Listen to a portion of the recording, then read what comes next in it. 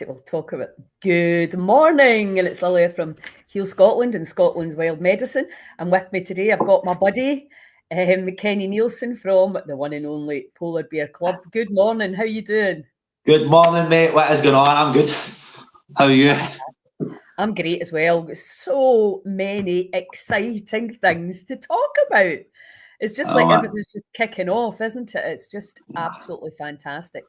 But primarily, I want to talk about the festivals because we're going into new areas, Aberfeldy, beginning of September, and then Nairn, and then we're in Strontian. Yeah. So for the people that live around these areas and maybe aren't as familiar with the Polar Bear Club and the breathwork and Heal Scotland and Scotland's Wild Medicine and all that, I'm wanting to introduce them to you and to the, to the protocols, to the community that you've created and that is growing on a daily basis, all of that. So let's just start. Just a brief overview for people that have never met you before about how you got into the ice. All right, so I got into the ice through, started off my journey in cold water therapy, and that started due to my alcoholism and my drug addiction. And at the end of a 4-year relapse, a 4-year hellish relapse, I tried to end it all, so to speak. I didn't have much place left in the world, man. I had been sober for a long time before I relapsed, so this mental torture I was in for 4 years, not really understanding why I kept doing it, took me to this terrible point in my life. But thankfully, it didn't work, and I woke up realising that I had to do something. And one of my big mates, Big Roberto, took me up to the Campsies and said to me, "Well, let's go and try this cold water stuff and see what it's all about." And that's what I done, man, and that's how I got into it. The cold up there in the middle of the... It started just as cold water, just as... It started just as cold water through searching and needing something in my life. I just needed something, but to be fair though, the water up the Campsies in December is hellish. it's pretty hellish, and it's a tough environment, to be fair. So I went in there, and I got that 3 minutes a piece, 3 minutes in the mind, no choking for a drink or a drug, and I knew there was something in it. At least if I was going to get 3 minutes a day that I could just be peaceful, then that's kind of how it started for me. Very soon I started gathering a following because I've got a big mouth. I like to talk. I love talking about alcoholism, drug addiction. It fascinates me.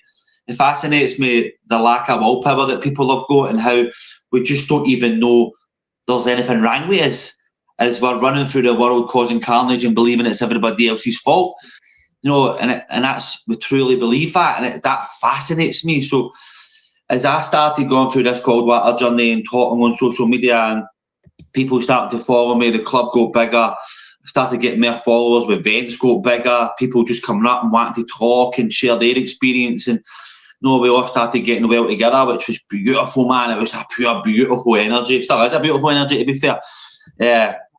And then we go talking to Valerian, and it started to become more apparent that the whole world went down the whole route of Wim Hof, and they were all looking at the benefits, which the benefits are amazing.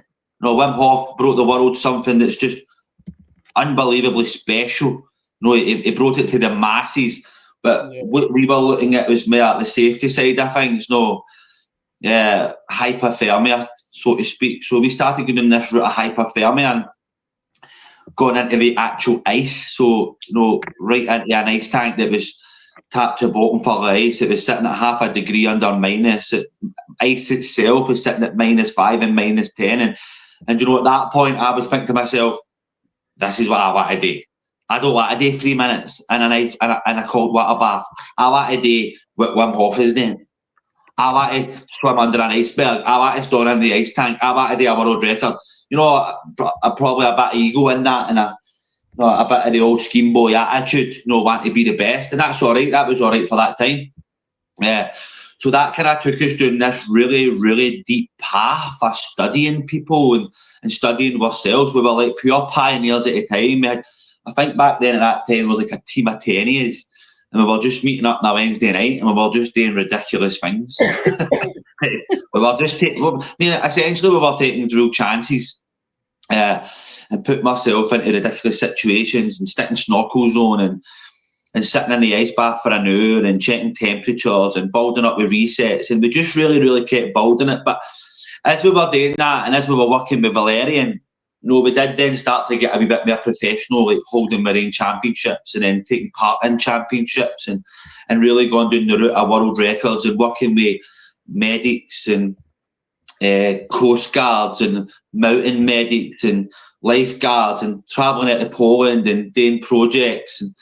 And we started to really delve into the workings of the body, how the body reacts to the cold, what is hypothermia, how easily can we come back from hypothermia. And then with all this kind of knowledge, and me at the same time going through this 12-step programme work, recovering from alcoholism and drug addiction, trying to look really deep into the centre of my soul with what the fuck am I?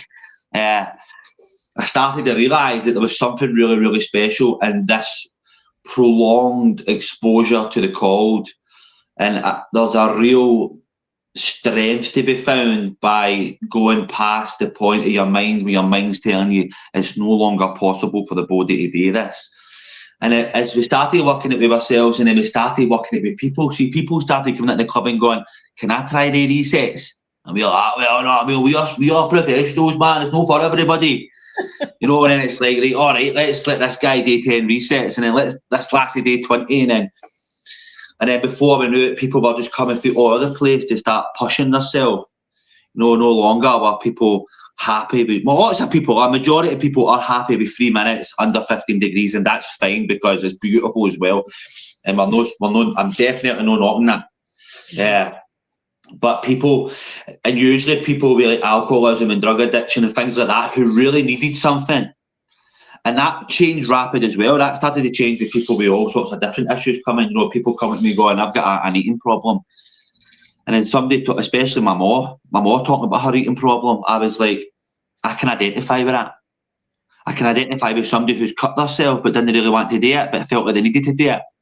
I can identify with people who have anxiety and depression, with thoughts running through their head that they couldn't really stop. They've no control over it. So we went from alcoholism to drug addiction to intrusive thinking, and that probably is where the club got bigger and bigger because we opened up to everybody, and people were cutting. And still, to this day, even yesterday, last Friday, we had people in, and the messages I get after it is just beautiful, man. People are messaging me talking about transforming their lives with sitting in an ice tank for 10 minutes at half a degree under minus. How can you say that's a powerful thing to say, transformed your life after 10 minutes. And that to me is like, well, I love it. There's a few things I want to, that are sticking out to me there. Morning, Michael. First of all, the reason that, that you guys started breaking world records, and the reason that I connected with you is because I've always been obsessed by people who defy the odds, whether it's in a mountain, whether it's whatever it is, that they've absolutely, even the story of people in the mountains, the alive story where they survived against all odds. I've always loved that. Morning, Lauren. And so when I saw you, I didn't know you at all at the time, but that's what it came onto my feed when you were sitting under the water with the snorkel. And Wim Hof, the ice, I should say, not just the cold water, sitting under the ice with a snorkel. And I was like, right. Morning, Paul. I never thought about trying that. So that's what attracted me. And Wim Hof did this as well. He knew the world records don't matter, but they attract attention, right? Yeah. Whether it's ego or whether it's wanting to break limits. I mean, the ego can be very handy for that, because what you and I are always talking about is we're so much more powerful than we believe. It's I'm unbelievable. trying to tell people, you can heal. You're trying to tell people you can heal. We're looking at slightly different target markets, but it's all the same thing. Mm-hmm. It's all the same thing because it starts and finishes here. So I think that was very powerful and very smart to start breaking world records, because that brings people's heads across and they start listening, like, what are they doing? And then, and I've talked about this before because it blew my mind when you came to Sky and just went, this is what we're doing.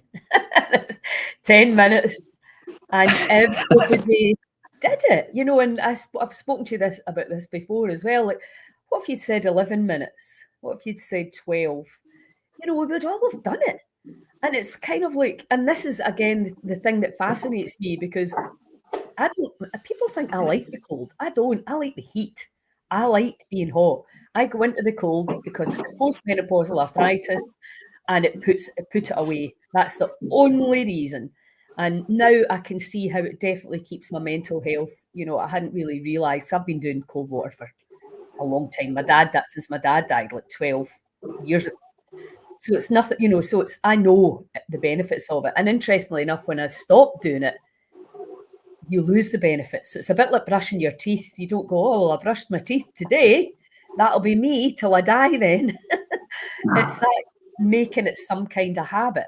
So congratulations on what you've just learned and observed and what you're achieving. But but let's get practical for people. How often would you have to do it and for how long? Because if you're like me and you're actually going, what's the least amount that I can do and still get a result? What would be your answer to that? So I think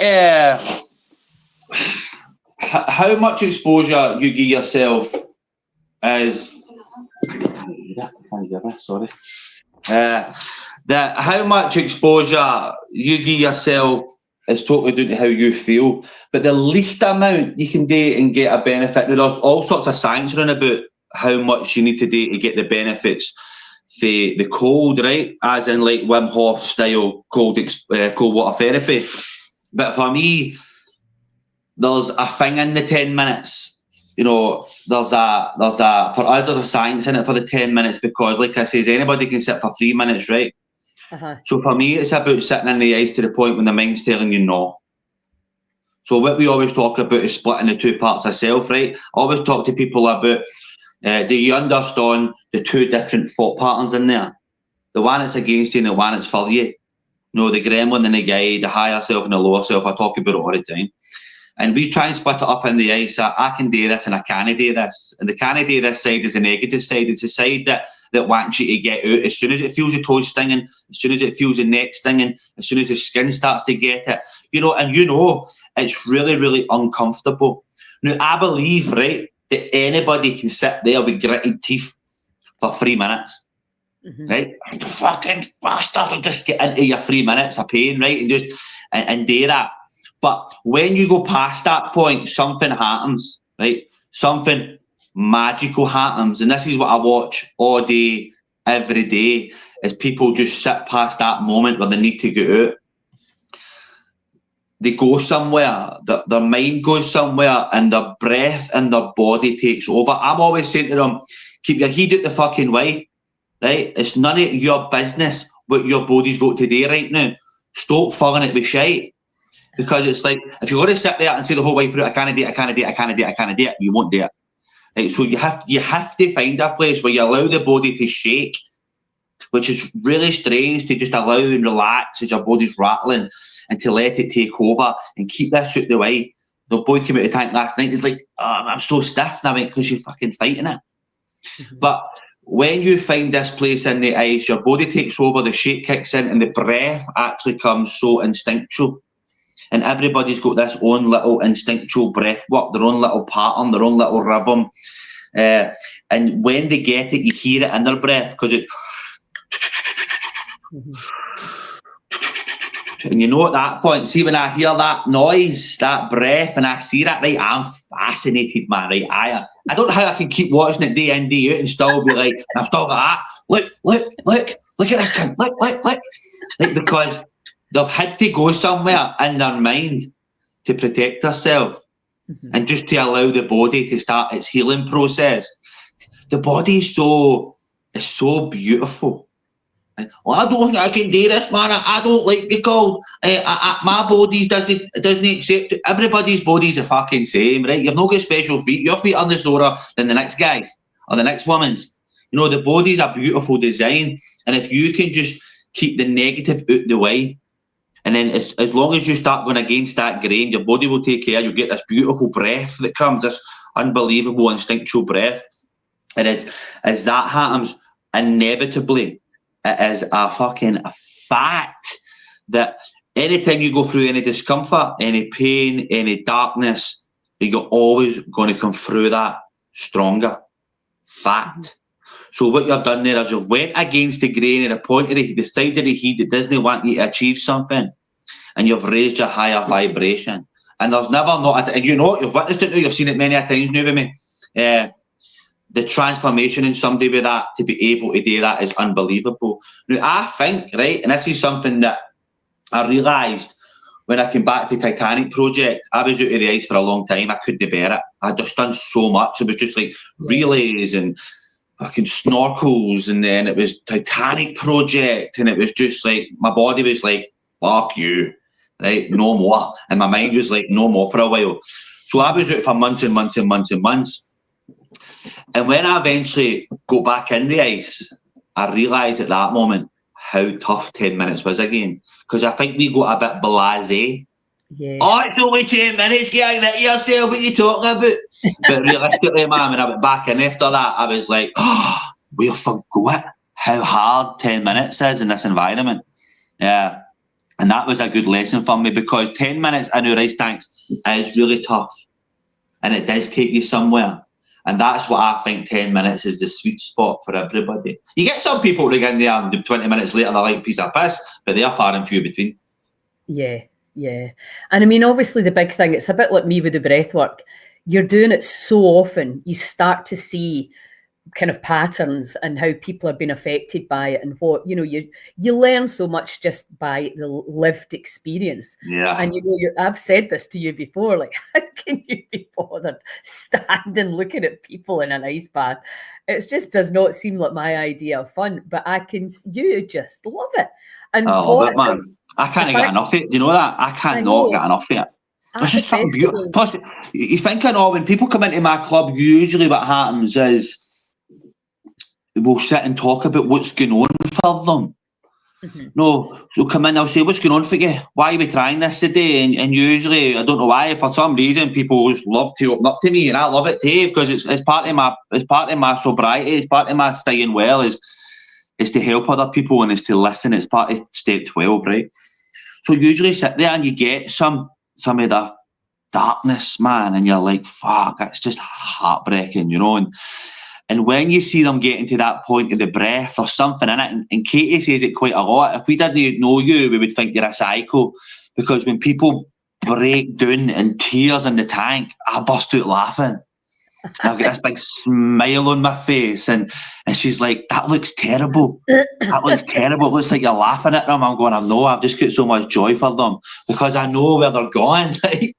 And I know for a fact that by the time I go in to see them in the sauna, when they're lying back and comfortable and their chest is all out and they've achieved something, and I go, how do you feel? And they go, unbelievable. Like, what even happened there? It's so trippy. It's like, I don't even know what happened there, man. How have I got through that? Because you know this as well, the warm-up process is harder than the ice tank. Yes. You know? They come out of the ice tank, and then I go to them, mate, unfortunately, this is a hard bit. You've done the easy bit. And they're like, what?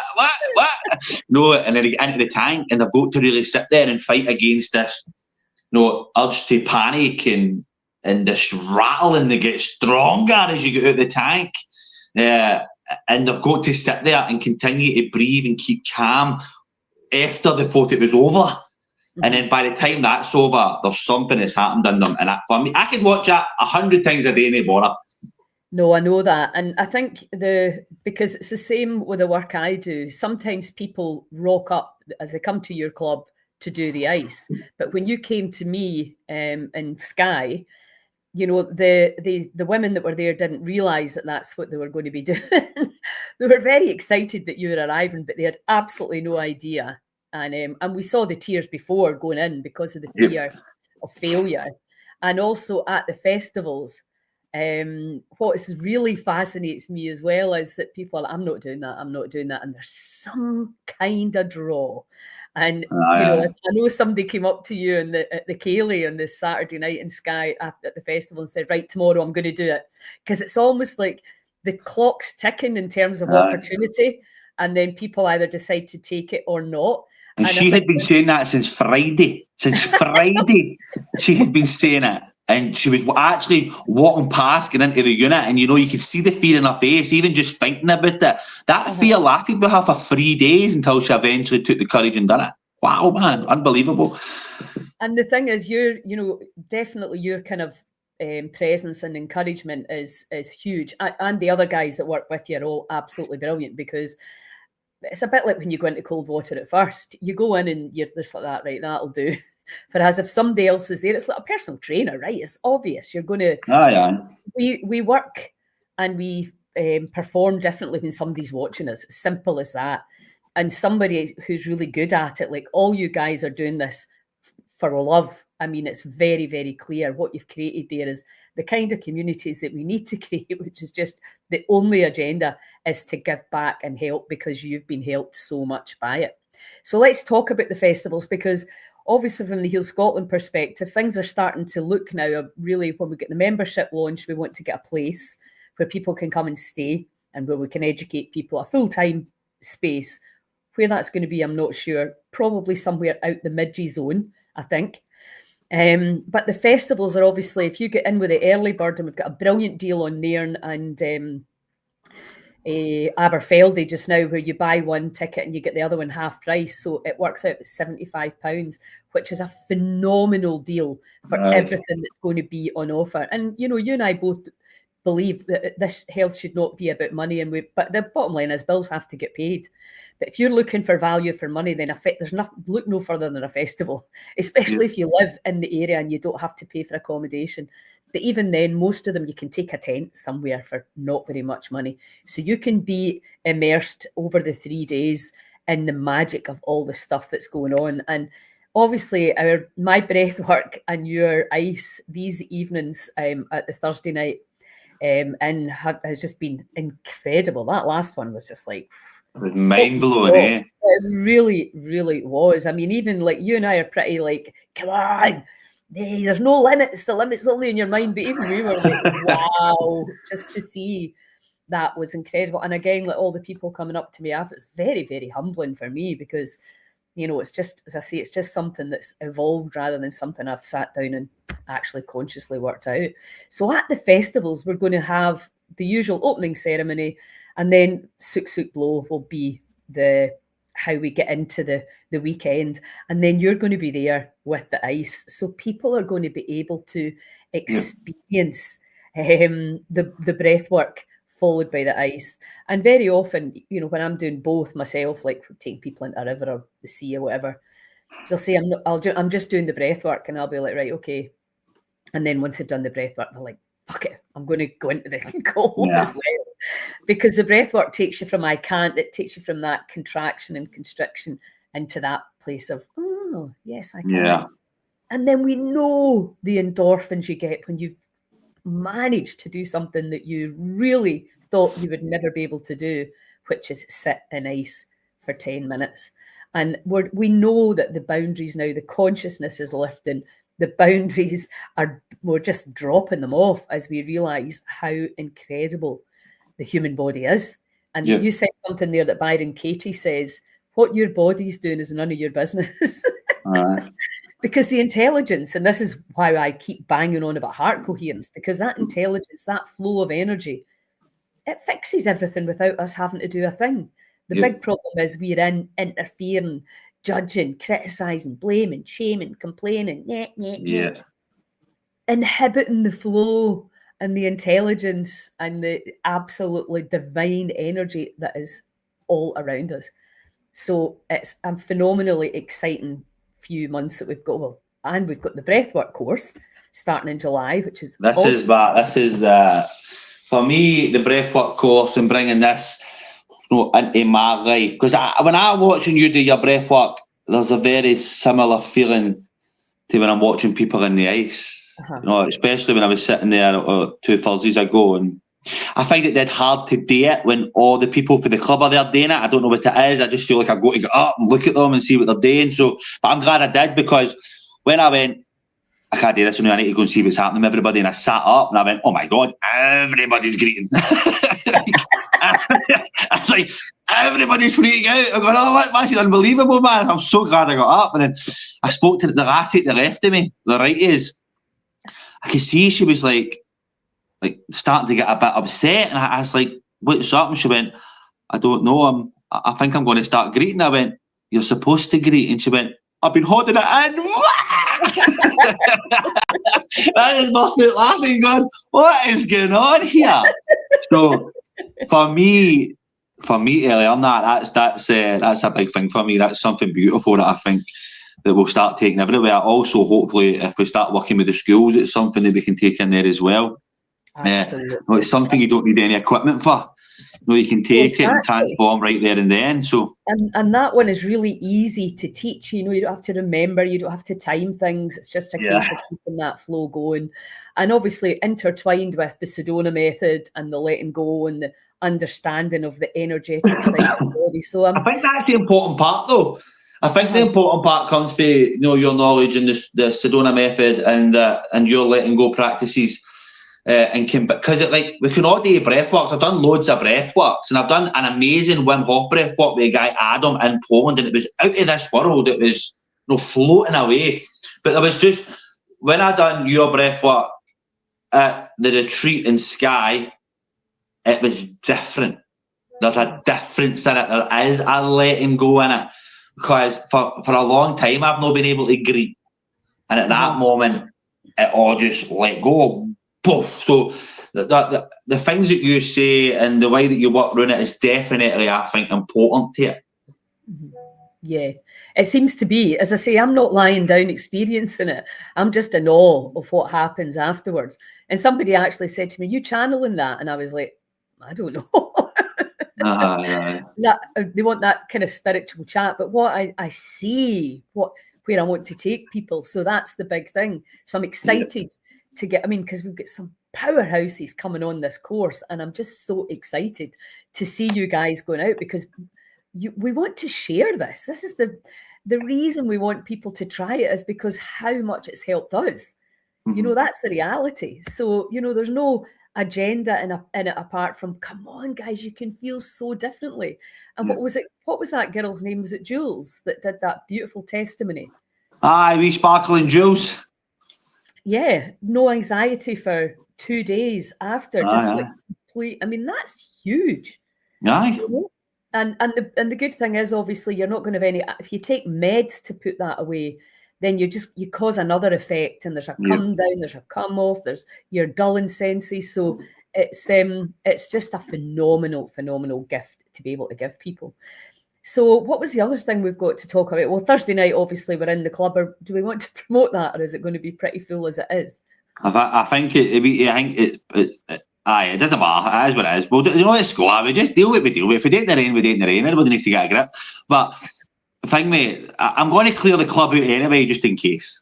Just so there's plenty of space for people, so in case it is pelting down or whatever. But if it's if it's dry, we'll get the mats out and we'll do it out there. If no, we'll just clear the space in the club and do it in the club. But I think it's going to be pretty much full. We've obviously not promoted it hardcore like we did the last ones, but even there's a poll in the group chat, and there's already like 25 people in that saying they're gone, and then the actual event itself. So it'll probably just be similar. But we'll make it work. It's worth what I don't want anybody to miss out on it because they don't want to lie tightly next to somebody else. I want everybody comes into the club. I'm saying, if you don't come to this, you're fucking missing out on an opportunity for a score. Like, you're off your nut. Why would you not come here, put your score into the club and do something unbelievable? Because it's undeniable when you see it. And one thing that keeps coming to my head is, see if you don't believe what you hear, believe what you feel. Because see, once you feel it, there's no going back. There is no going back once you feel it. Danielle was like, I just don't really, this breathwork stuff, like, I just don't really get it. I don't think it's whatever, man. She was a bit of a skeptic, and then the first time she'd done it, she was gone. Like she was gone, and she's like, "Oh my God, what's that all about?" And I'm going, "Exactly, man. You've got to experience it, and when you're there, you've got to really try it. You've got to put your energy into it. It's like the ice." You know, and I say it quite a lot when I was doing a lot of my breathwork stuff. It was, when you're taking a breath and you feel like you can't take another breath, you need to take another breath. So it's like you getting past that 4 minute stage in ice tank and you really, really want to get out. You need to just keep sitting. You need to just keep breathing. So when you can't take another breath, you need to take another breath, and eventually that magic will happen. I mean, it's a workout, and that's why I'm like, right, come on, because you will, especially if you're not used to doing that breath work and you're maybe not as fit, then I'm going to be there. Absolutely, come on, keep going, because there is a science around the amount of the length of time that you do it to really get the result. And also, I can see clearly who's going for it and who's scared. Because there is an element of fear. Like, what happens when I completely let go? Who am I? Where am I going?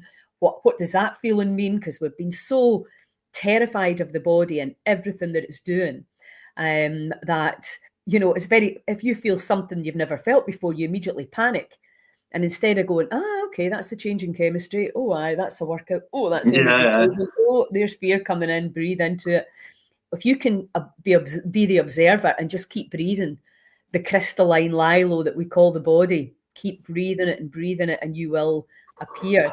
And somebody had said to me, because I think this is worth mentioning too, about I've got nothing to let go of, which may or may not be true, because I don't think there's very many people on this planet don't have something. But it's not just always about letting go and crying. It's about connecting to different data streams of information. And so tears may not come for you, but they may.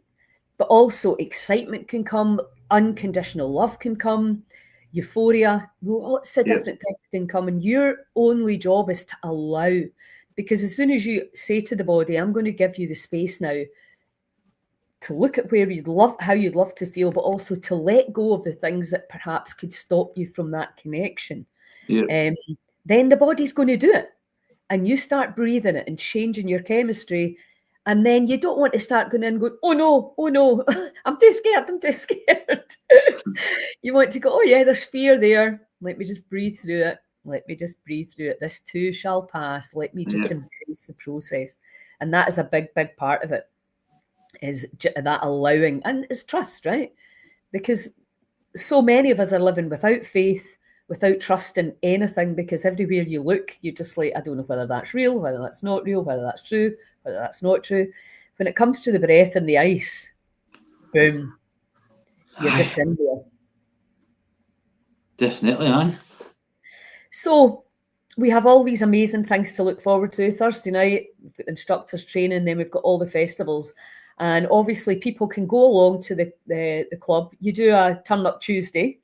Turn up Tuesday, big Thursday night in. You can book in online today. Here's something that's probably important for me to say, because it comes up quite a lot. I hear a lot of people saying, I actually get a message through the week with somebody saying that, they really want to try the club, but they've got social anxiety and they don't like big crowds. And I'm like, it's busy on a Thursday night, and it's busy if you come one of our events every second week. At one of our events are usually really, really busy, but 90% of the work that I do in the club is usually one-to-one with people, where you're coming in and it'll just be me or Katie who are working with you, and you've got the kind of tank to yourself, and it's we can shut the curtain there and nobody can see you. And it's really important for people to realise that one-to-one work is the majority of the work that I do. It's just that when you're promoting in it, you promote the big stuff, the fun stuff, and that's probably a mistake on my part, because the one-to-one stuff is my favourite part of the club. Is when I'm there, myself, and I'm working with people eye to eye, breath to breath, and that's probably where I see most results.